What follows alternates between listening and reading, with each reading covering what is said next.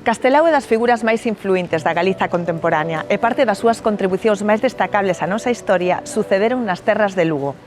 Sabedes que lugar e que momento histórico foi faísca do nacionalismo galego? O sitio témolo aquí, a cidade de Lugo, nun dos nosos lugares máis antigos, o Hotel Méndez Núñez. O momento, a primeira Asamblea Nacionalista que arrancou o 17 de novembro de 1918. Unha persoa fundamental nesa asamblea foi, como non, Alfonso Daniel Rodríguez Castelao. Seguimos a pista.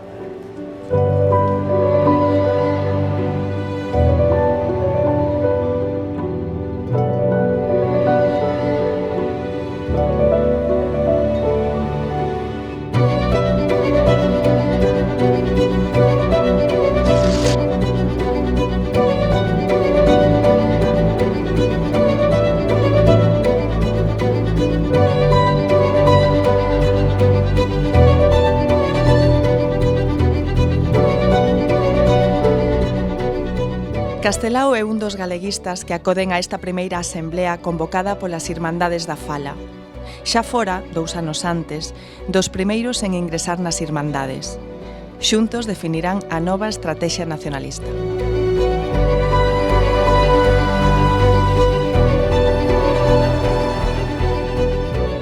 O galeguismo necesitaba conquistar Galicia. Por iso, Castelao vai ter presencia xunto con outros galeguistas na provincia de Lugo. Castelao dixo unha frase genial: sempre Lugo, porque en Lugo había unha tradición galeguista e progresista tamén.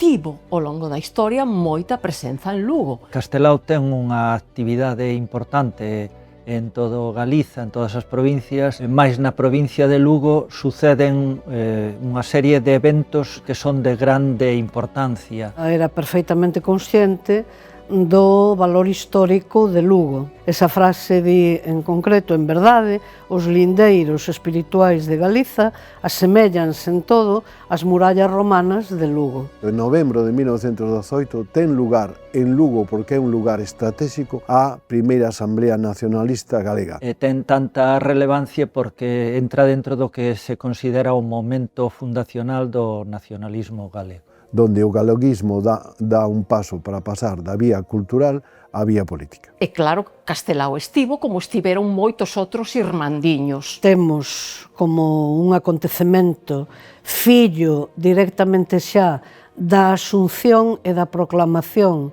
da Galiza como suxeito político autónomo. As persoas que asistiron de maneira militante e activa foron as persoas das Irmandades da Fala, unas sociedades que tiñan unha estrategia de dignificación da galeguidade, de recuperación da galeguidade. Na primeira Asamblea Nacionalista, en novembro de 1918, en Lugo, acoden sobre 60 persoas. E efectivamente aí estará Castelao, está Ramón Cabanillas, están Antón Vilarponte e Ramón Vilarponte, está Vicente Risco. Digamos que a esencia do galeguismo naquel momento das Irmandades da Fala concéntrase en Lugo, porque en Lugo é donde nace ese nacionalismo galego, é un paso estratégico. Escolleuse o lugar de Lugo para celebrar a primeira Asamblea Nacionalista polo carácter céntrico e despois, tal e como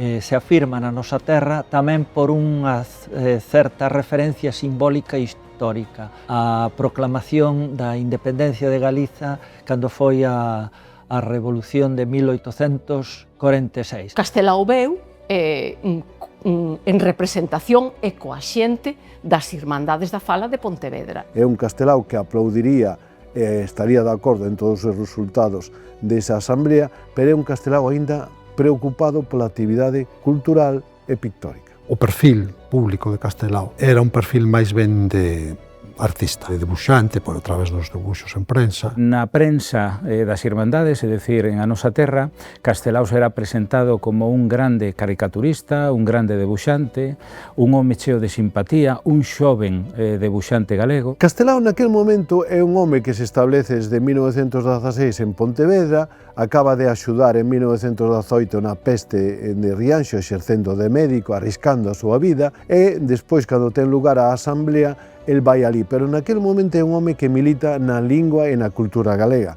é un home que quere ser artista, que quere ser pintor. Castelao é un dos primeiros intelectuais que se enrolou nas Irmandades da Fala.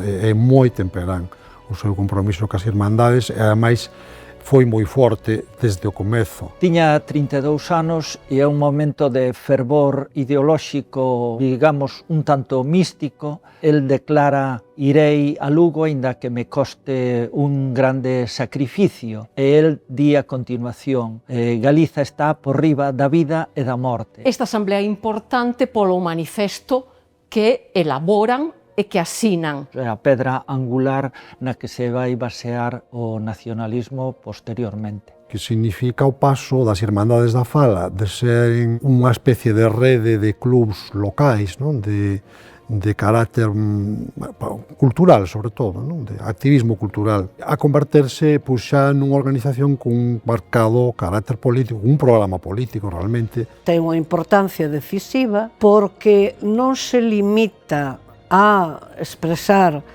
desexos, senón que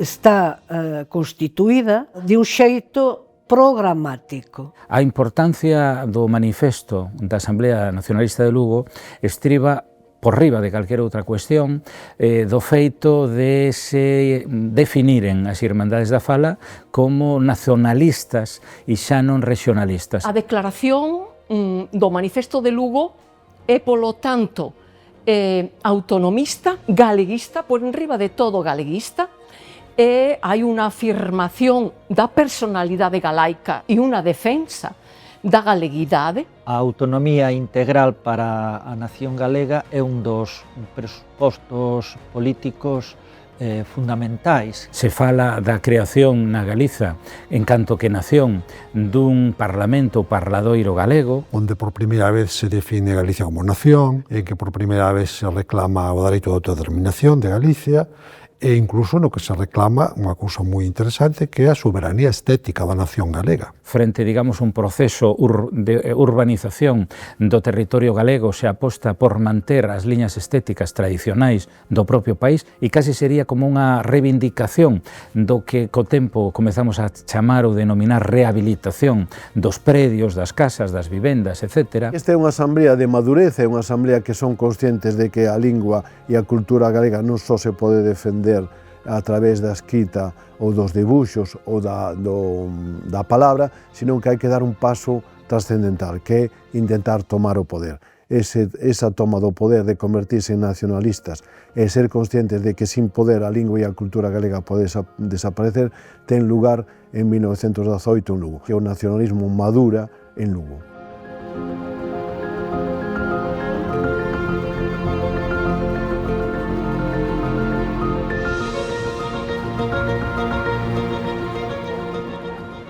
Castelao vaise converter nun dos motores do nacionalismo galego, non só como político, senón tamén como narrador, ensaísta, debuxante, mais o camiño non sempre será fácil.